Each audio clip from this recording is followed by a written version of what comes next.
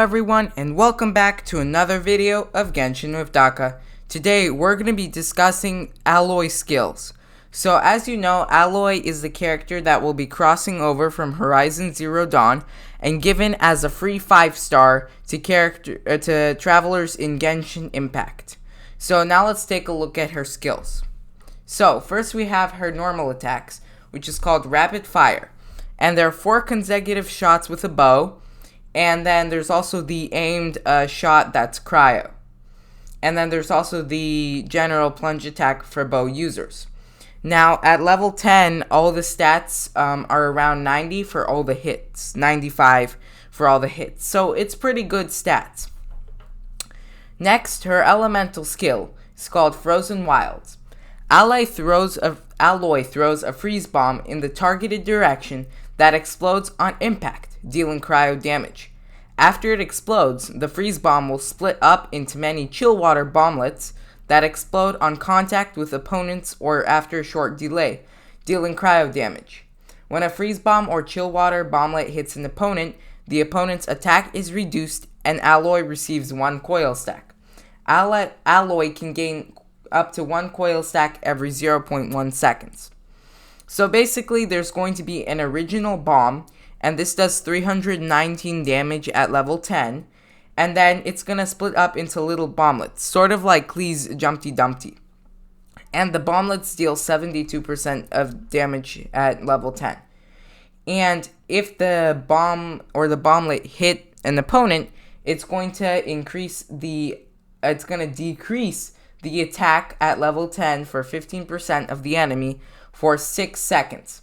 Now this is absolutely useless because right now there aren't any enemies that are that strong that will kill you. If like you can use food, you have a healer, you have a shielder, you'll be fine.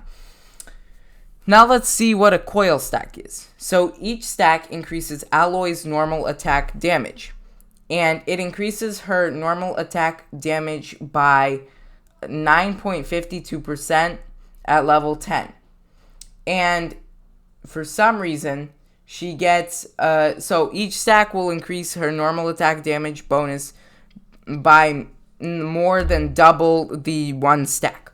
So at level 10, for 1 bonus, it's 9.52%.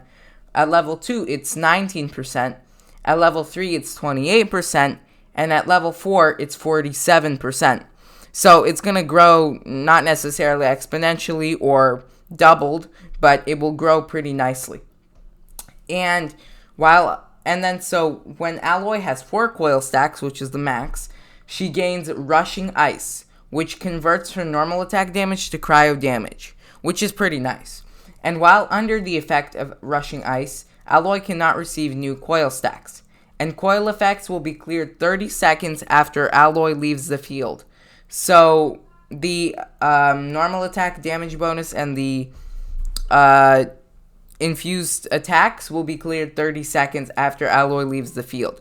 So this could be possible that if she comes back on the field before 30 seconds are up, she will still have her attack increase and her cryo infusion. But we'll have to test. So this is a really nice skill because it can be used both as a support and DPS skill. Obviously the coil stacks are meant to be DPS because it increases Aloy's normal attack damage and Aloy's cryo damage.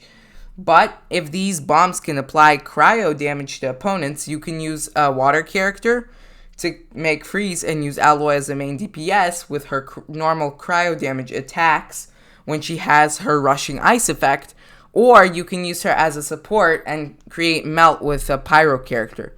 So it's really cool that you can use her both ways, although a freeze team would probably be the best way. Now let's talk about her burst. It's called Prophecies of Dawn.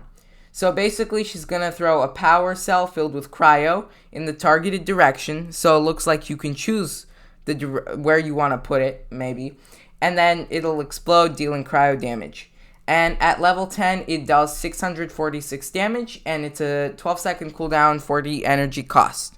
Now, this is a low energy cost, but compared to Zhongli's burst, it's dog water. Because at level 10, Zhongli's burst does around 1000% damage. Also forgot to mention that the cooldown of her elemental skill is 20 seconds, so you may not be able to do that many consistent melts, but it all depends on how many chill water bomblets she will create. Now about her passive talents. So first of all, we have her exploration talent. Easy does it. Basically, it says when Aloy is in the party members who get close to small animals who can produce meat, as in fowl, raw meat, or chill meat, will not startle. So it's sort of like Sayu's skills, but for meat-producing animals. She also has two talents that are good, obviously. And so we have Combat Override. When Aloy receives the coil effect of Frozen Wilds, her attack is increased by 16%, while other party members' attack is increased by 8 for 10 seconds. So this passive is also good if you're using her as a support, because it will increase your party member's attack as well. Now the second one is called Strong Strike, and it says, when Aloy is in the rushing ice state conferred by Frozen Wilds, her cryo damage bonus increases by 3.5% every 1 second. And if you do this for 10 seconds, you can get 35% more cryo damage bonus. So this stat is obviously meant for a main DPS Aloy. Now, she doesn't have any constellations because we're only receiving one of her, but she can be used as a support or a main DPS. It would be better to make her a freeze DPS, but under some very low circumstances that won't be the best, she could be a melt support with her elemental skill. But this is the info I have on Aloy skills. Thank you for watching, have a nice day, and Genshin with Daka out.